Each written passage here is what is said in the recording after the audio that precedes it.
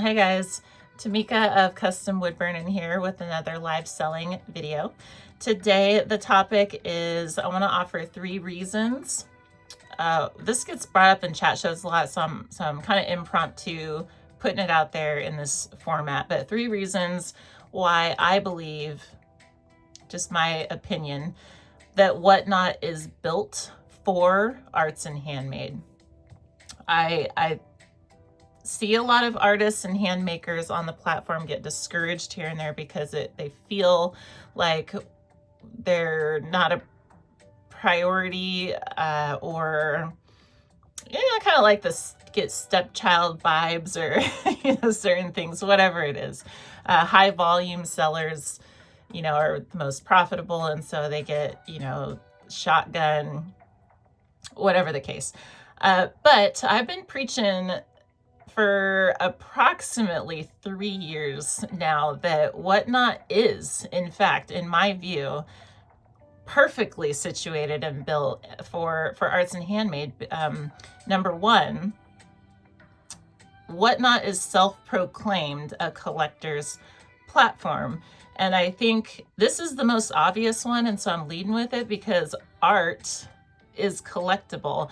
And it seems like we just forget that. I mean, I know there's a spectrum of arts and handmade, going from one of a kind, large like gallery art type of things that take like a week or two to paint or whatever like that, all the way over to, small batch manufacturing, 3D printing, for example, and everything in between. But by and large, just making that connection that, yeah, people collect art. People collect one-of-a-kind stuff, and arts and handmade offers a lot that fits this pocket. I don't know if I want to say narrative, but fits this, right? And so arts and handmade category is aligned with what Whatnot markets itself as. And so I think that's the first thing to keep in mind. But more importantly, and I think, arts and handmade is fairly new. Whatnot by itself is new. 6 years oldish. Arts and handmade wasn't there from the beginning. It was Funko Pops and cards and stuff like this, like those type of collectibles. However, arts and handmade started off as arts and crafts, like getting just no respect, and then it's just slowly building. And I can tell you, especially if anyone hasn't joined over there yet, that as time goes on, there are reasons why the arts and handmade space continue to grow and continue to see success. Like, success doesn't happen overnight, but the trajectory is extremely optimistic. And so, and I think, because it's built for it, right? Because it's built for it. And so, number 2 is authenticity. This is humongous and something I love to remind every once in a while. Historically, artists and crafters and makers have Etsy to go to as the dominant makers platform, but anyone who's used Etsy lately can identify pretty quickly that it's hard to confirm authenticity on that platform. It is a static listing platform that, by design, that you have to trust blindly if what you are buying is coming from the same person that wrote the profile bio. For instance, you have to trust that something is being made by hand, with the materials that they say, and by the person that they say, and signed by who they say, and all this kind of stuff. You have to trust that it's not being created overseas and then shipped in to people who are there's not like a business model behind it, because there's no authenticity is not built in. You have to there's other things that we don't need to go into, but with traditional arts and handmade platforms. But authenticity is huge in live sales specifically. The fact that you don't have to guess The fact that you don't have to trust blindly, the fact that you can confirm and verify yourself firsthand via the live stream, especially live demo, especially signing certificates of authenticity on live, talking with the maker and the seller, being able to ask questions like, what are the ingredients in that skincare product, for instance? What are the ingredients in that fresh baked whatever bread?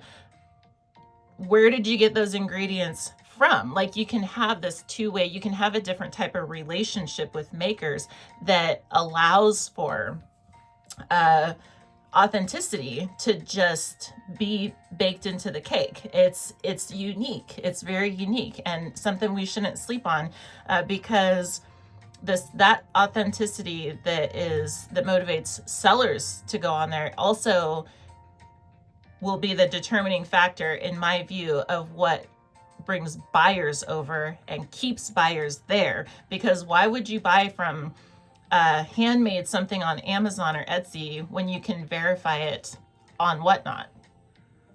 Like, as buyers, it's like, if you build it, they will come. As buyers figure it out, they will make their way, trust you me. And they're starting to come. So this is humongous authenticity. There's no question about what's AI. Is this art AI made, or did you watch them make it? You don't have to trust labels. You don't have to, there's no third party, there's no buffer, there's no middleman. You just are connected directly with the maker, and there's nothing more authentic than that. Nothing. And a lot of people who want to spend decent money on artwork and handmade items, this is really important to them. And so for this, Whatnot wins, hands down, in my book. And then the third thing is a little smaller, but still significant for those who do offer the customization and personalization services. This is the process of doing this is way better on live. It just is. Instead of going emailing and texting back and forth and like having drop down menus and sending your buyers through a bunch of things, you just go, hey, because you have a two-way conversation. Hey, what color would you like? Okay. And do you like this font or do you like this font? And what are your preferences? Talk to me. What do you have in mind? Can you send me a picture of kind of generally what you're thinking? This process is streamlined when you're live, because you can watch something, you can see the thing, and you go, hey, can you move this over here or do that like that? It just makes for a totally different experience, and it's a much better experience when you're trying to buy certain things like that. You don't have to like input data and then just purchase it and then hope, cross your fingers that it arrives correctly. You can verify it and do the process together. And so I think that's amazing.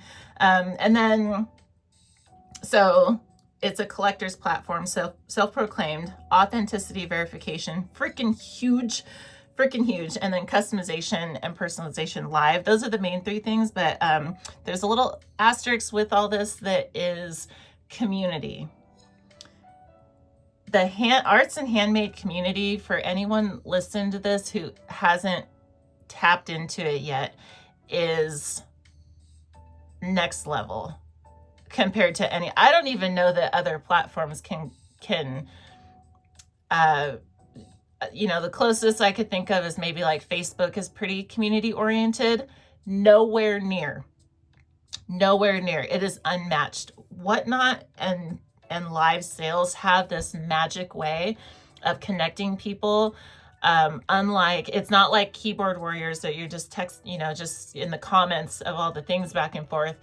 Because you are live, because there's no filters, because there is like real people in real time having real conversations and showing real emotions and like having like real, entrepreneurial journeys and stuff like this. And, buyers are also sellers, and there's like all these humongous pool of people that are in the same boat. And so the camaraderie is crazy. I can't even imagine, selling on Etsy and then like being like, oh, I just can't leave this community. You know what I mean? Whatnot is like, you tap into the community, you have friends and best friends and like people's phone numbers, and there's like in-person meetups and stuff.